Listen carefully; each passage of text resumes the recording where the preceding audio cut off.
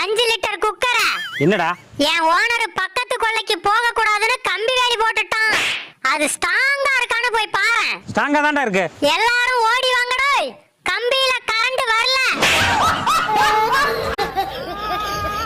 எனக்கு இந்த கோழியோட முட்டையை எடுத்து கொடுங்களேன். என்ன ஏமா எடுக்க சொல்ற? இந்த கோழி கொத்துற கோழியான்னு தெரிஞ்சுக்கதான்.